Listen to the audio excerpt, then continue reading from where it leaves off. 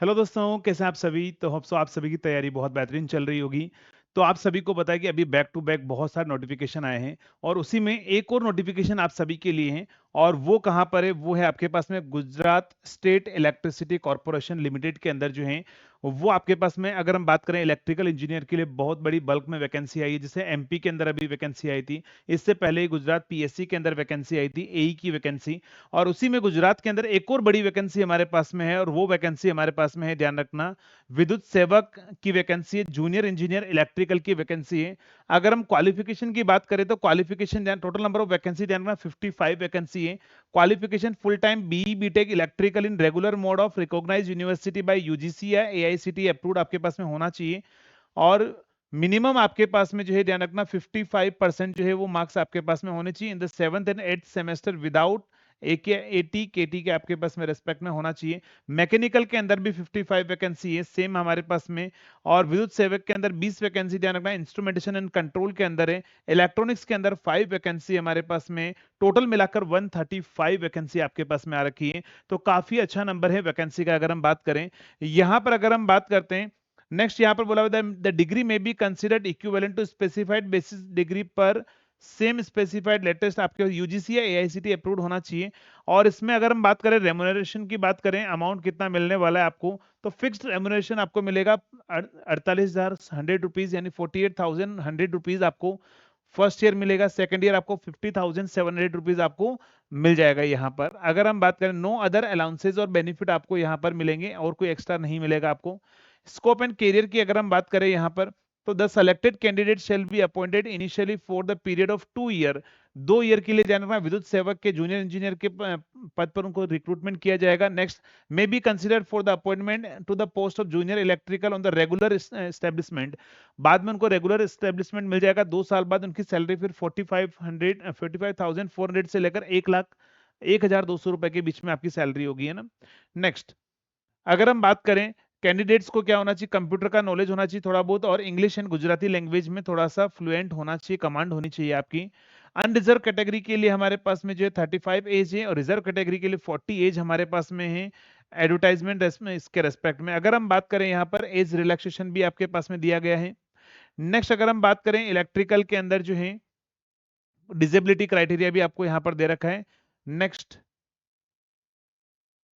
अगर हम बात करें यहाँ पर जो है रिजर्वेशन के अंदर आपको ये बोल रखा है कि इलेक्ट्रिकल में टोटल वैकेंसी एससी के अंदर 3, एसटी के अंदर 13, एससी बीसी के अंदर 5, ईडब्ल्यूएस के अंदर 25 और जनरल में 46 वैकेंसी। ये हमारे पास में क्या है, रिजर्व वैकेंसी है।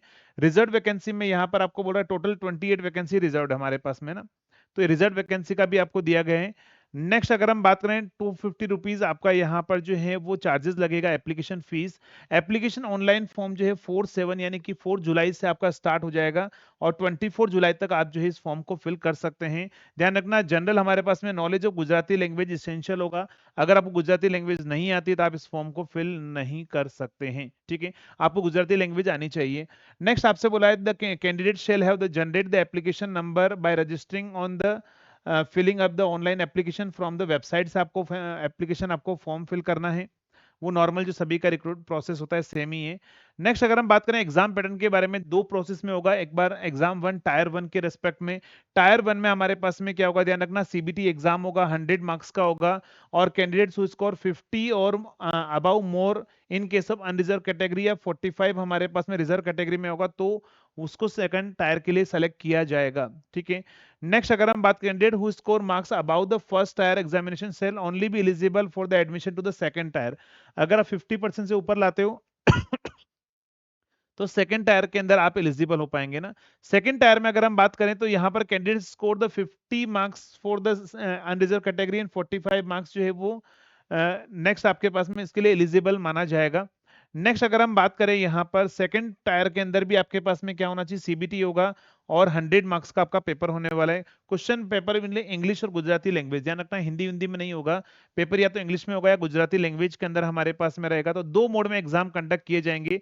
फर्स्ट का जो सिलेबस है, टायर 1 का जो सिलेबस है वो हमारे पास है 25 मार्क्स का, रीजनिंग क्वांटिटेटिव एप्टीट्यूड 25 मार्क्स है, इंग्लिश 15 मार्क्स है, computer knowledge 20 and Gujarati language जो 15 मार्क्स हमारे पास में। तो देखो, अगर आप प्रिपरेशन कर रहे हैं, अगर इस एग्जाम की ओर करना चाहते हैं तो आप क्या कर सकते हैं, हमारी एप्लीकेशन पर कॉम्बो बैच है, कॉम्बो डी बैच, उसको आप ज्वाइन कर सकते हैं। उसके अंदर हाँ, दो चीज, सिर्फ गुजराती लैंग्वेज आपको तैयार करना पड़ेगा, इंग्लिश आपको तैयार करना पड़ेगा। इसके अलावा अगर हम बात करें रीजनिंग, एप्टीट्यूड और कंप्यूटर नॉलेज का, आपको कंप्लीट आपको यहाँ पर मिल जाएगा। प्लस टेक्निकल तो आपको पूरा ही मिल जाएगा, इलेक्ट्रिकल इंजीनियरिंग का पूरा सिलेबस जो है, जैसे आपका मैथमेटिक्स है, engineering mathematics, circuit, magnetic circuit, signal system, machine, power system, control system, measurement, analogue, digital, power electronics, ये पूरा का पूरा सिलेबस जो है आपको कॉम्बो डी के अंदर ऑलरेडी अभी चल भी रही क्लासेस, और इसी के अंदर आपको रिकॉर्डेड बैच भी आपको फ्री मिलेगा। तो उस रिकॉर्डेड बैच में ऑलरेडी पूरा कंटेंट रिकॉर्डेड फॉर्म में भी अवेलेबल है, तो आप उससे भी अपनी प्रिपरेशन कर सकते हैं। ठीक है, अगर आप जुड़ना चाहते हैं तो आप इंजीनियर्स कैरियर इंस्टीट्यूट की एप्लीकेशन का लिंक जो है इसके कमेंट बॉक्स में आपको मिल जाएगा, वहां से आप क्या कर सकते हैं, ज्वाइन कर सकते हैं, अपनी प्रिपरेशन आप स्टार्ट कर सकते हैं। बाकी आपको द बेस्ट कंटेंट मिलेगा, इंडिया सबसे बेस्ट कंटेंट जो है आपको इसी प्लेटफॉर्म पर आपको मिलेगा। नेक्स्ट अगर हम बात करें टायर 1 के अंदर, मैंने क्या बोला, ये हमारे पास में प्रोसेस रहने वाला है। मैकेनिकल इंजीनियरिंग के अंदर भी सेम वही है, टायर 1 और टायर 2 का हमारे पास में उनका टेक्निकल सिलेबस आपको यहाँ पर दिया गया है। नेक्स्ट अगर हम बात करें, सभी के अंदर इंस्ट्रूमेंटेशन और इलेक्ट्रॉनिक्स और सभी का सिलेबस आपको यहाँ पर दिया गया है। आपको सिलेबस पूरा उसी के अकॉर्डिंग जो है वो तैयार करना है। नेक्स्ट अगर हम बात करें इसके अंदर रिजल्ट ऑफ एग्जामिनेशन, आपसे क्या बोला हुआ है, नेक्स्ट क्वेश्चन के अंदर आपको बोला हुआ है द क्वेश्चन पेपर 100 क्वेश्चन होंगे, 100 मार्क्स का पेपर होगा, 1/4 नेगेटिव मार्किंग भी होगी, ध्यान रखना। नेगेटिव मार्किंग यहाँ पर होगी हमारे पास में। एग्जामिनेशन अगर हमारे पास में जो है वो लार्ज नंबर में आते हैं तो नॉर्मलाइजेशन भी होगा, इन्होंने ये बोला हुआ है। नेक्स्ट होगा management receive the right to short list, select and reject any application, उनको लगा तो वो आपको क्या कर सकते हैं, एप्लीकेशन जो है वो रिजेक्ट भी कर सकते हैं ना। नेक्स्ट बाकी यहाँ पर बहुत सारी कंडीशन आपको दे रखी है, वो आप एक बार पढ़ लीजिएगा इसके बारे में। अदर कंडीशंस अगर हम बात करें, यहाँ पर वैकेंसीज जो है वो बढ़ भी सकती है, कम भी हो सकती है हमारे पास में। Next, the candidates Gujarat state are advise to get the ready to domicile certificate by the content authority of Gujarat state, आपके पास में डोमिसाइल सर्टिफिकेट होना चाहिए, ध्यान रखना, डोमिसाइल सर्टिफिकेट आपके पास में होना चाहिए।